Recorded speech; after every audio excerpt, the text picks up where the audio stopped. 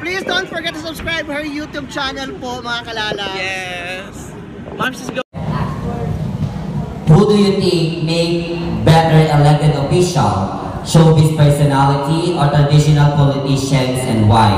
Sa palagay mo, sino ang mas mahusay na mga nahalal na opisyal, mga personalidad sa showbiz o traditional na politiko, at bakit?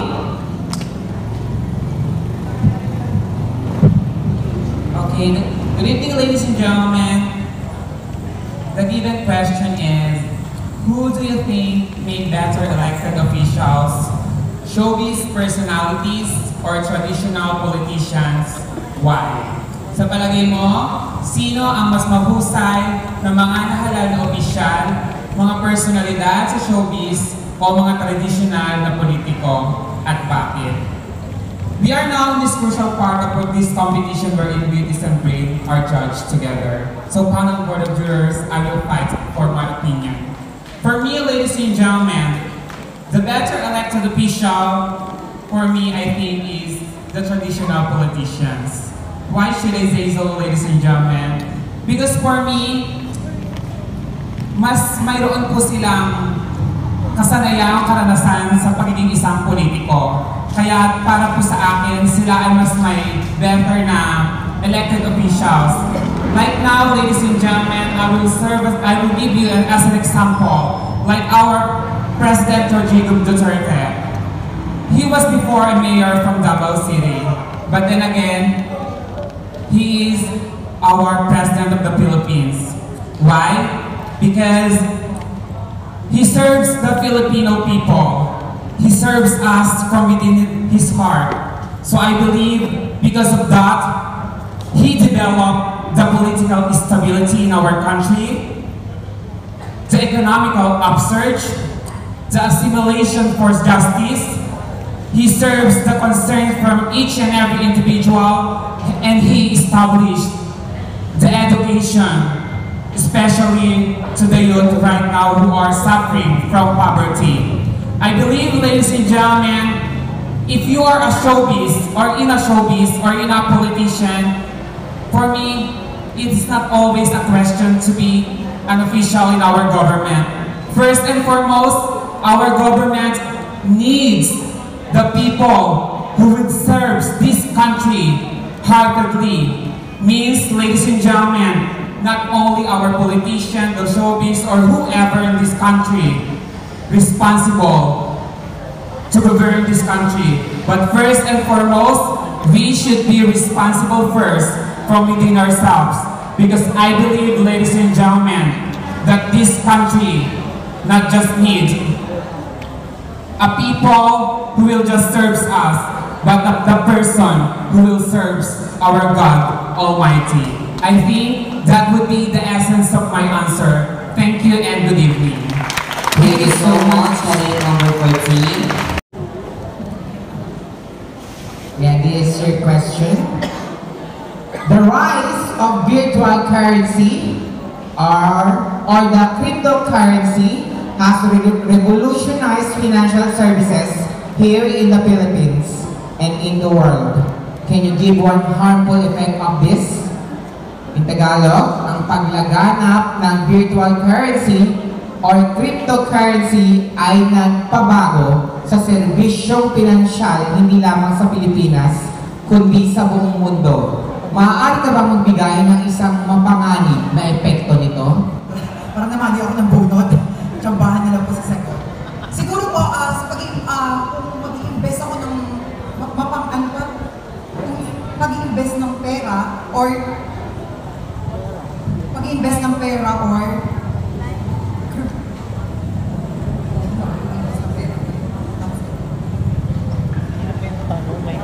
okay, yung pag-i-invest ng pera sa online, siguro mas pipiliin ko yung pag-i-invest na lang ng pera ng online. Kasi po, sa online po, mas magagamit din po natin yun kapag malayo yung communication ng ating mga kamag-anak. Katulad ko, yung sister ko na sa Japan, kapag kailangan namin mag-invest ng pera, kasi bibili kami ng bahay, sa online na lang namin ginagawa. Kasi mahirap naman po, nasasadya pa po natin sa ibang lugar o sa ibang bansa po, yung pera para lang makuha ko lang po. Kaya mas pabor po ako sa invest po ng online na lang lang po, siguro po mas mapapadali po at siguro safe din naman po bilang isang mamayan, bilang isang din Pilipino. Kaya po mas pinaburan ko po ang invest na lang po ng online. Pasensya na po sa akin sa sobrang hirap po ng tanong. Hindi ko po talaga po alam yung masyado yung sa tanong na po yung. Kaya I'm so sorry, Judge, kung medyo sasablay po ako. Pero pinilit ko pa rin sagutin yung tanong kahit mahirap po. Maraming salamat po.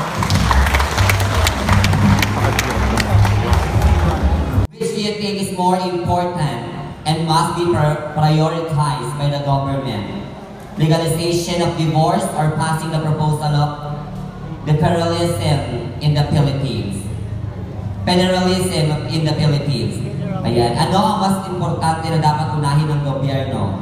Pagsasaligal ng divorce o pagpapasa ng federalism sa Pilipinas?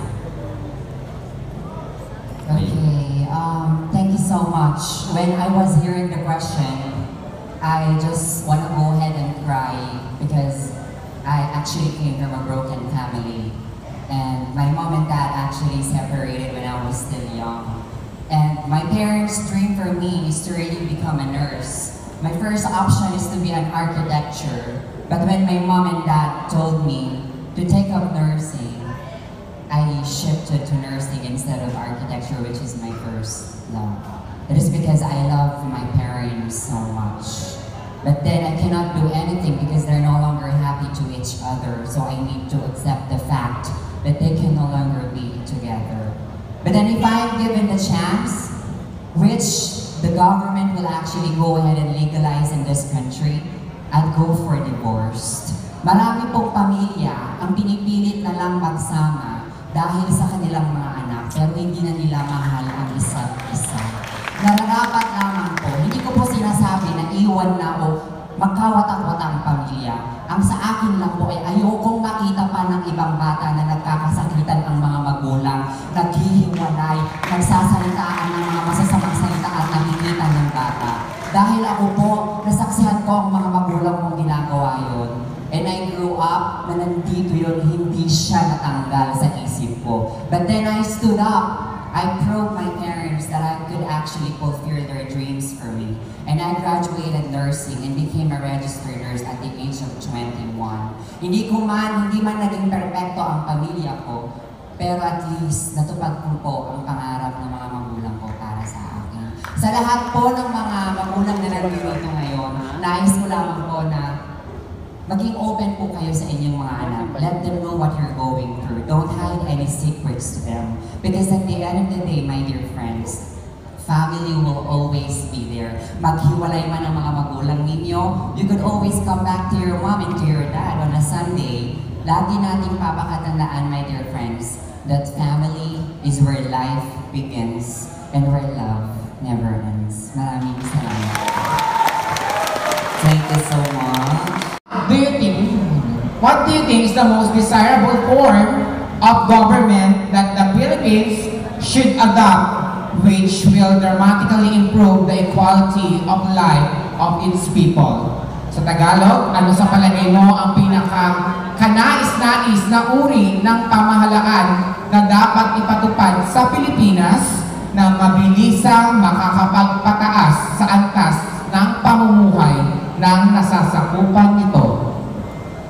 Okay, pag sinabi natin pamahalaan, ito yung iba't ibang uri ng pamamahala.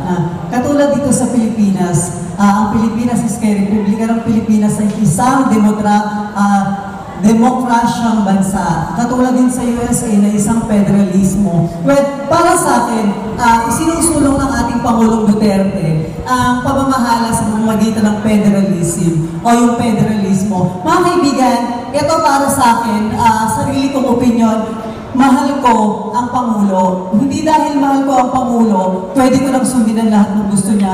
Pero ang federalismo, maganda po itong mamamahala. Bakit? At ano ba ang federalismo? Ang federalismo ay ang paghahati-hati ng kapangyarihan dito sa buong bansa.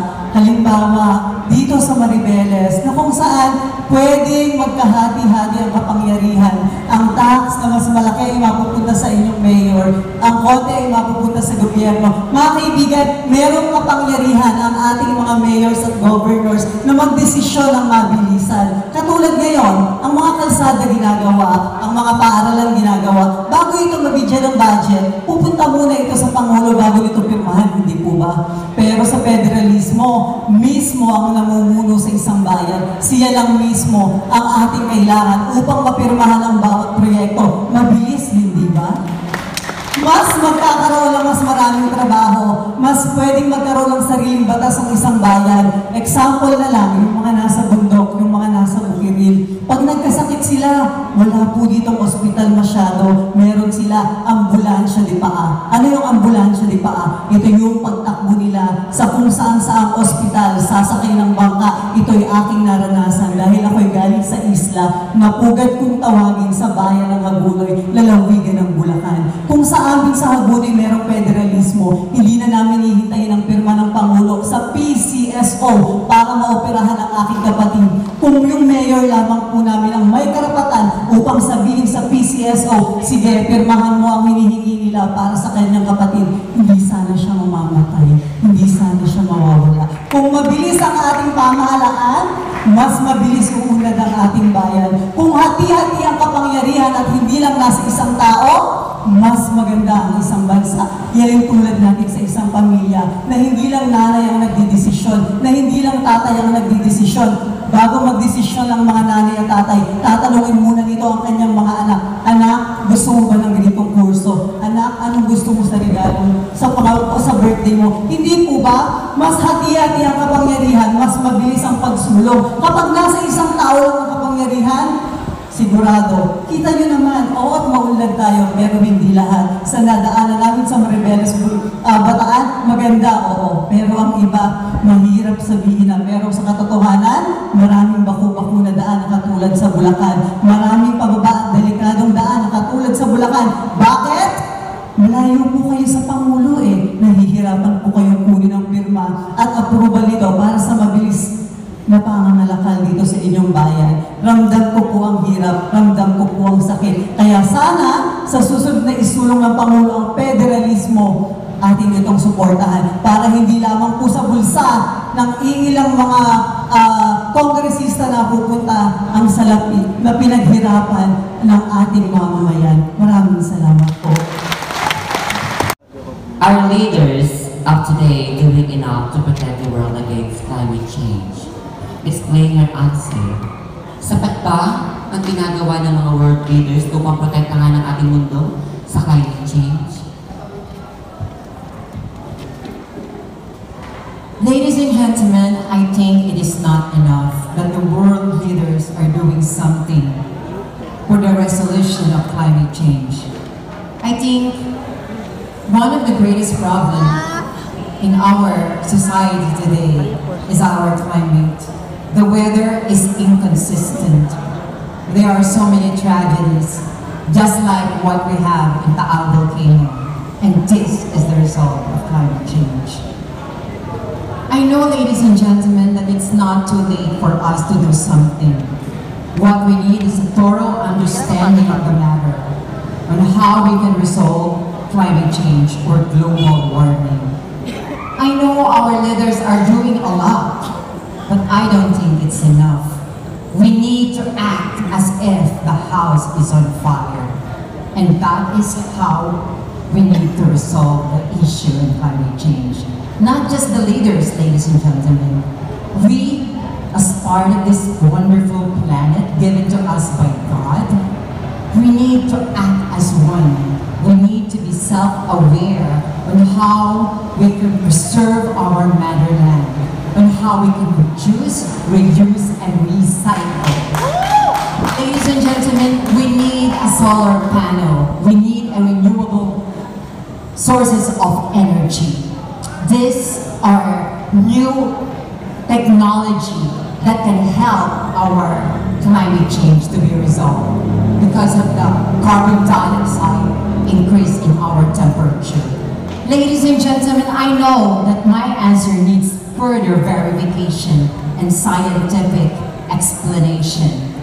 But if you need my advice, And if you need further verification about this matter, then you can call me and I can give you a private conversation.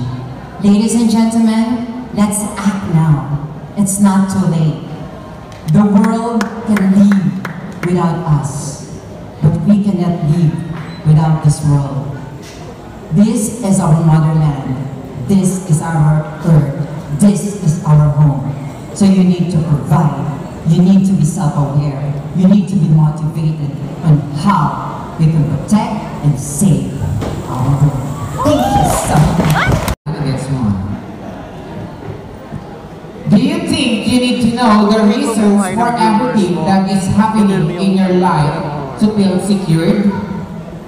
Sa Tagalog, sa iyong palagay, dapat mo bang malaman ang dahilan ng lahat na nangyayari sa iyong buhay upang makaramdam ng seguridad?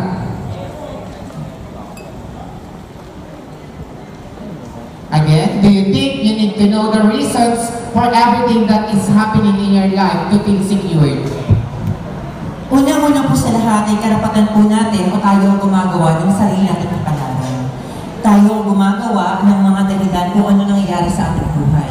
Kung tayo po ba ay naging pabaya sa ating buhay, tayo rin po ang gagawa ng ikakapahamak po natin at ikakalagay ng ating seguridad sa gilid ng kamatayan. Ngunit kung bawat mong pag-iisipan ang mga ginagawa mo sa iyong buhay, ang seguridad ng iyong sarili ay hindi mo kusang ilalagay sa kapamakan sapagkat iisipin mong mabuti, unang-una ang iyong kalagayan, ang iyong seguridad at iyong buhay sa bawat misyon na iyong gagampanan. Wala naman siguro kung taong gagawin na ipahamak ang kanyang buhay sa kanyang mga desisyon. Wala naman po ang nasisiraan ng ulo, natatalo na lang bigla sa mga guilty para patayin nilang buhay. Iisipin muna po nila ito bago sila gumawa ng hakbang. Iisipin muna nila kung ang kanilang seguridad ay mapapahamak o ang kanilang seguridad ay mananatili at magiging sarili niya upang hindi siya malagay sa kapamakan. Tayo ang gumagawa ng ating desisyon. Lagi natin iisipin, tayo ang sariling gumagawa o nagmamaneho ang kapitan ng barko. At ang barkong ito ay yung buhay. Ikaw ang maglalagay kung saan ka tutungo. Kung tutungo ka sa tagumpay, kung tutungo ka sa ilalim, at hindi ka magkatagumpay sa loob ng buhay. Maraming salamat po. Ladies, between environment and quality of life. Again, ano ang koneksyon ng ating kapaligiran sa kalidad ng ating buhay?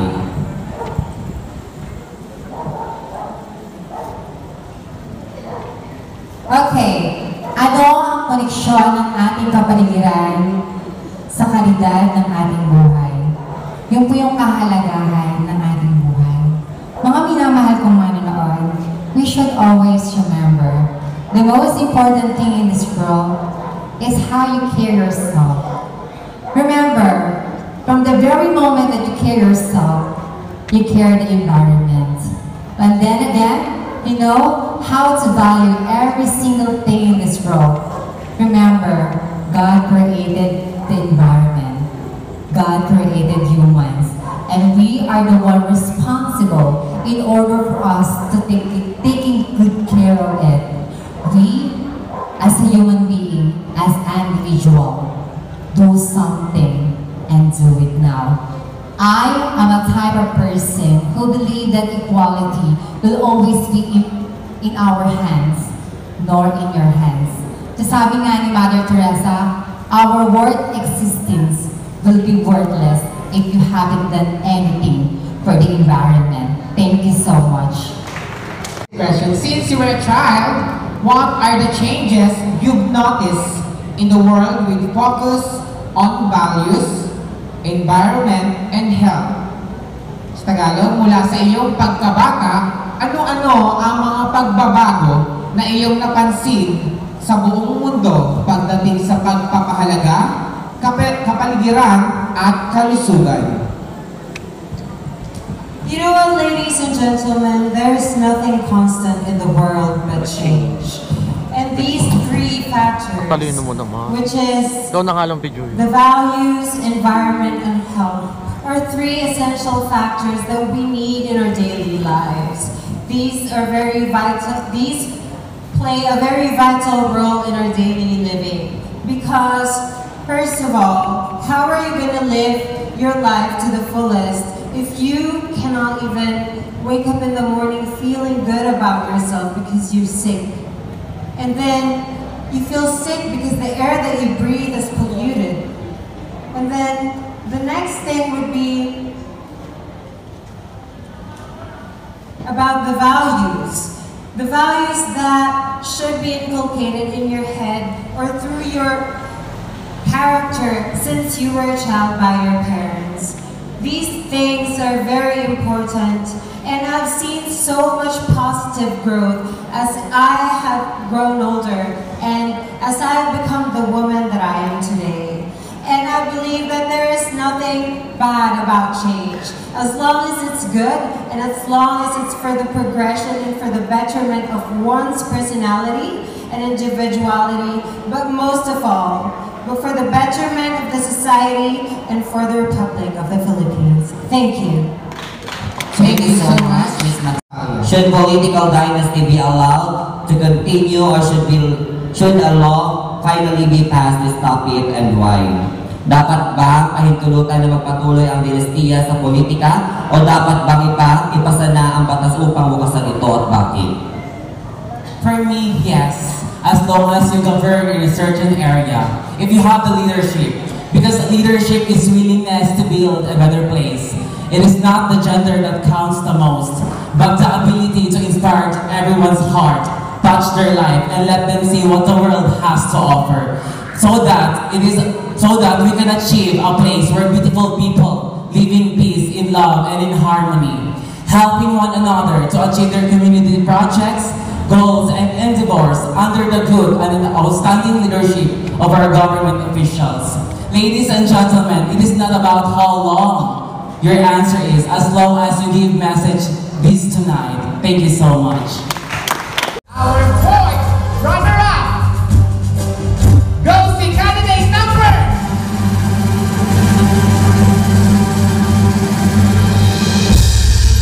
Our fourth runner-up will receive a flower, a sash, a crown, and a cash worth 5,000 pesos. Hoy, pag-tweet, man-tweet.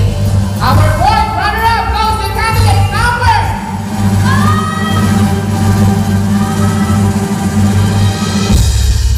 It's you, candidate number 7, Miss Nicole Kemba.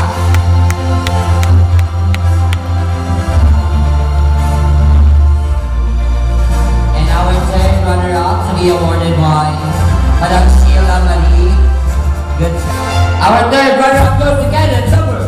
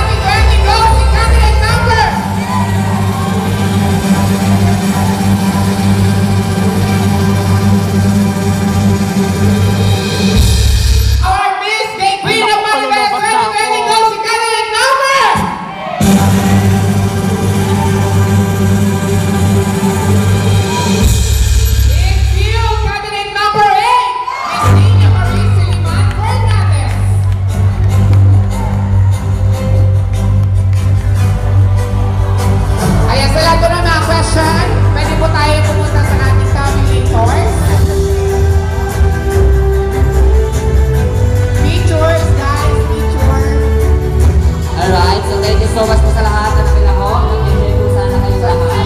Sana wag po kayo magsawa. Kailan po na aking mga staff. Maraming salamat sa inyo na may kay Mami Lay, kay Pat. Kay Axel, kay Cassandra, lahat ng LCA. Hi, hello guys, Megan pa. Welcome back again to my channel. So What's for your today's channel? vlog, Pau TV.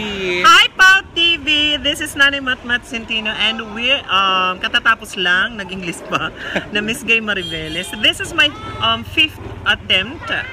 I've got one, unfortunately, na hindi ako nakapasok. Tapos, 4 na second runner-up. Wala pa, hindi pa ako nakaka-first runner-up. Anyway, hindi pa. Congrats po, ma'am. Sa mga barangay. Kayo, parang may kayo. I love you! Congrats po! Thank you! Oh, yeah, video na yan. Hindi, naka-makeup lang. Love you! Thank you po. Hi, hello, si Sweet Patricia pa yun, no? Congrats, Pumasok na. Isama mo naman. Oh, yan mga bakla. Ayan na, dito kami. Ano na, wapa? Hi, hello, this is Miss Gay, Queen of Mariveles. Tuloyin mo ang mundo nila, be. Ganyan. Congrats, sis. Thank you. Ay, El Chavo. please don't forget to subscribe her YouTube channel po, mga kalala. Yes.